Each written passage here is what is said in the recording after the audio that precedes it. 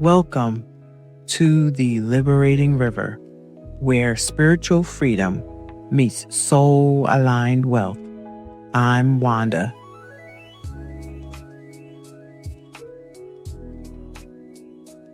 The challenge? Most couples do not intentionally explore these differences early on. That's the challenge. They assume that love, compatibility, and shared goals will naturally align everything in their life, including financial behavior. But money does not respond to assumptions, it reveals them. This is why early conversations about money are so important. Not just about logistics, but about meaning. Understanding each other's financial background creates context for behavior.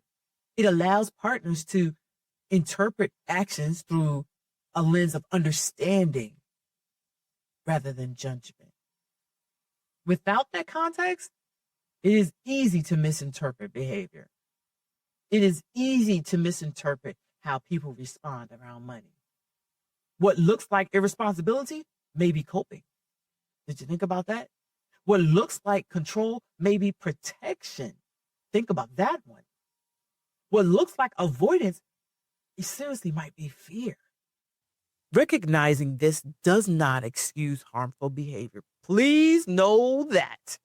It does not excuse it, but it does create a pathway for change. Because when behavior is understood, it can be addressed more effectively. And when both partners are willing to examine their own patterns, the relationship becomes a space for growth rather than conflict. Financial behaviors are often treated as habits that can be changed through discipline and strategy. No, no, no, no. While those factors do play a role, they are only part of the equation. And I'm going to say a small part. Beneath every financial behavior is an emotional key that is shaped by past experiences. I said it before and I'm going to say it again. Understanding those keys is essential for creating lasting change. Why is it that impulsive spending is often framed as a lack of discipline?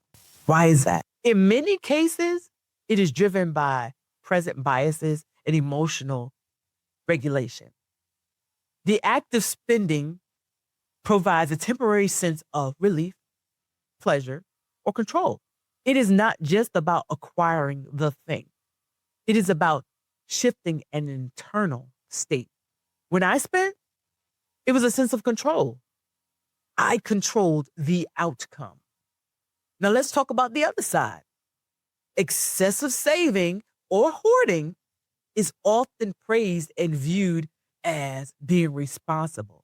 Why is that? Let's think about it. Because the truth of the matter is, it could be driven by fear, fear of loss, fear of instability, fear of not having enough.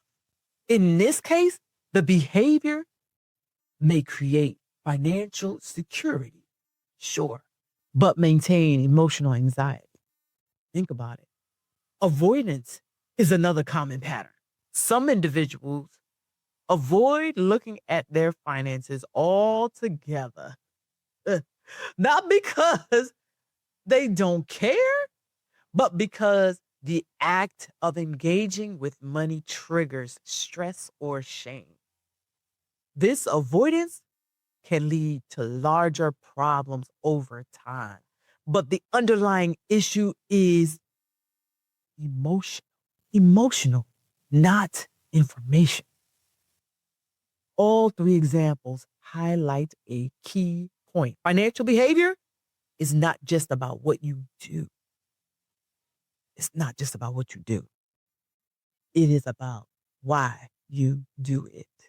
And when two people with different emotional drivers come together, those differences become more visible. This is where emotional maturity becomes critical. When you are in a relationship, it is not enough to recognize your own patterns. You must also be able to communicate them in a way that invites understanding rather than defensiveness. This requires vulnerability, patience, and a willingness to explore uncomfortable topics. Couples who develop this level of awareness gain a significant advantage. They are able to address the root causes of financial behavior rather than just the symptoms. They can create systems that support both partners' needs rather than forcing one person to adapt to the other. Ultimately, this leads to more sustainable financial decisions, not because they are perfectly optimized. Please, we're not talking about perfection, but because they are aligned with both partners' emotional realities. So these financial behaviors, right? There are multiple patterns that affect the relationship. Attachment theory is one of the most powerful frameworks for understanding relationship dynamics.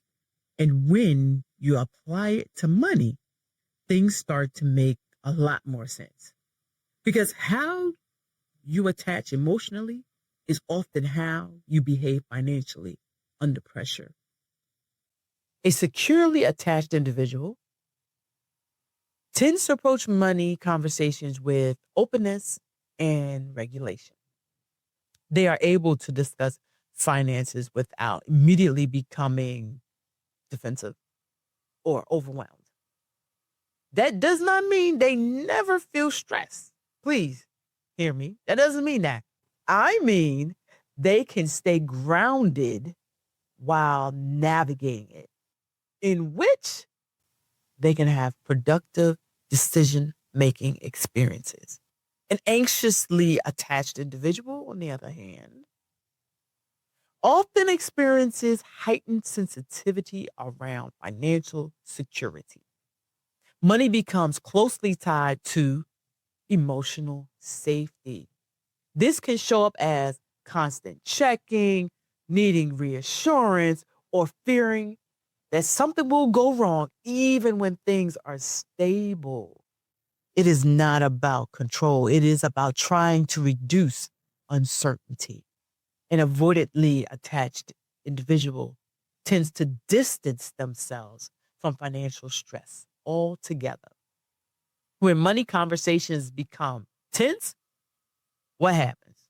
They may shut down, might delay the conversation, or disengage entirely. This is not because they do not care.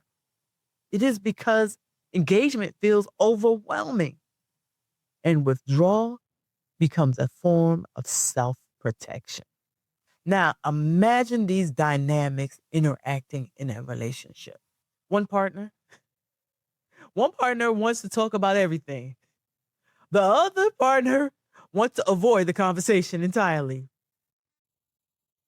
Uh, just like in buying food and groceries and going out and going on vacation with finance, listen, you can't have one that wants to talk and the other one that doesn't. You just can't do it. You know it. One partner seeks reassurance, the other seeks space. That tension is not about money. It is about emotional regulation patterns colliding. They are adaptive responses you developed over time. Once patterns are recognized, they can be managed. That is why you must work on your mindset. You must strengthen your regulator. Your mind, your awareness is critical for you and your relationship. Financial conflict often follows predictable emotional patterns, especially when Attachment styles are unexamined. These patterns are not random. They are loops. Think about it. An anxious partner brings up money frequently. That means they're actually seeking reassurance. The avoidant partner feels overwhelmed. That is actually withdrawing. The anxious partner feels ignored. And what usually happens? Things escalate. And then what happens? Further withdrawal. Now the conflict is no longer about money at all. It is now personal. It has become a cycle of pursuit and withdrawal. This cycle can continue indefinitely unless it is interrupted by awareness. Breaking this pattern does not require one person to change completely. It doesn't. It requires both people to understand what is happening internally. The anxious partner can begin to recognize when they are seeking reassurance from fear rather than fact. The avoidant partner can begin to recognize when withdrawal is increasing tension rather than reducing it. When that happens, new behaviors can be introduced. Pausing instead of reacting. Naming emotions instead of projecting them. Creating structured times for financial discussions. And agreeing on communication styles that feel safe for both partners. These are not just communication strategies. They are regulation strategies. Because ultimately, financial conflict is not resolved by eliminating differences. It's not. Differences will always be there. What happens is it is resolved by increasing the capacity to navigate those differences without escalation. And that is what emotional maturity looks like in practice. Stay tuned. To be continued. Coming next week.